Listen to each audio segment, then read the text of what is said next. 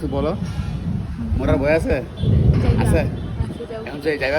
গাছ দেখেন আকাশে কি পরিমাণে বজ্রপাত হচ্ছে, আর আকি এখানে আইসা গোসল করে এখানে আইসাই দেখেন চুল শুকাইতেছে। মরার কি কোনো ভয় আছে তোমার? আছে হ্যাঁ আছে।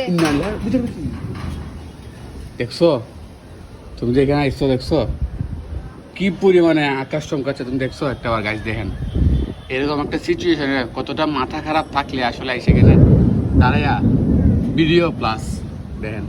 এখন কিছু বলো, মোটার ভয় আছে আছে এখন যে যাইবা গা আর থাকবা না? হ্যাঁ তো কেন আসছিলে এখানে তুমি?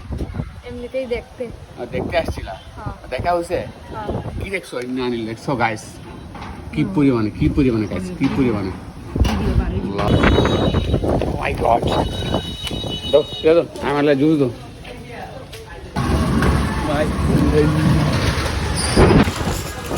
আসছিলাম আমাদের জন্য জুস দে জুস দেন।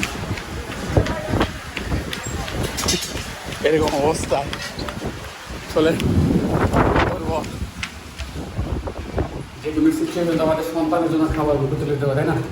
তো আঁকে গেছিলো ছাদের উপরে, আঁকে নামে আমি নিয়ে আসলাম। তো খুবই ভয়াবহ অবস্থা বর্তমান, যে পরিমাণে বৃষ্টি হইতেছে এবং যে পরিমাণে আকাশ চমকাচ্ছে, আসলে এখানে এই সিচুয়েশন দাঁড়ানো উচিত না। তাই আঁকে ঘরে নিয়ে আসলাম এবং দোকানে গেছিলাম আমাদের জুস আনতে। আমি দেখবেন আঁকে কোথায় কী করতেছে।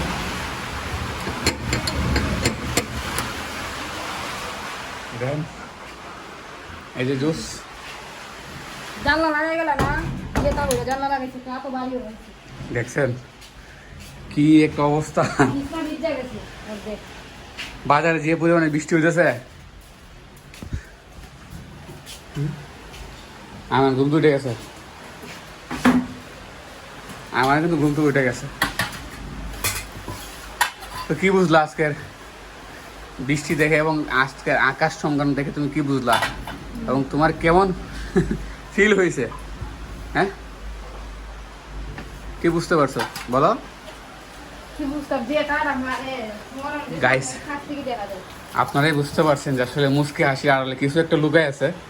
তো বুঝছেন ভিডিও করতে গেছিল না, আসলে মূলত গেছিল যে আসলে আজকে বৃষ্টির আসার আগ মুহূর্ত যে আকাশটা, এই আকাশটা দেখার জন্য গেছিল এবং একটু বাতাস অনুভব করার জন্য গেছিল। আসলে ছাদের ঘরে ঠিকার মতো না, এত পরিমাণে গরম আসলে এটা বলার বাইরে। যারা ছাদের ঘরে থাকেন তারাই বুঝেন। তো আমাদের এদিকে তাপমাত্রাটা একটু বেশি হওয়ার কারণে আসলে ঘরে টিকতে পারতেছি না আমরা, যে কারণে চাইছিল যে আসলে বৃষ্টির আসার আগ মুহূর্তটায় ছাদে গিয়ে এটা হলো না, অবশ্যই বাসায় ফিরে চলে আসলো। তো আপনারা যারা যারা এরকম সিচুয়েশনে ভিডিও বা এরকম বাতাস উপভোগ করতে চান, অবশ্যই এটা থেকে বিরত থাকবেন। কারণ যে কোনো সময় আকাশ যে পরিমাণে বজ্রপাত হয়, এই বজ্রপাত যদি আপনার উপরে এসে পড়ে তো একদম পরপারে চলে যাবেন। অবশ্যই আপনারা সেফটি নিয়ে যা কিছু করেন সেফটি নিয়ে করবেন।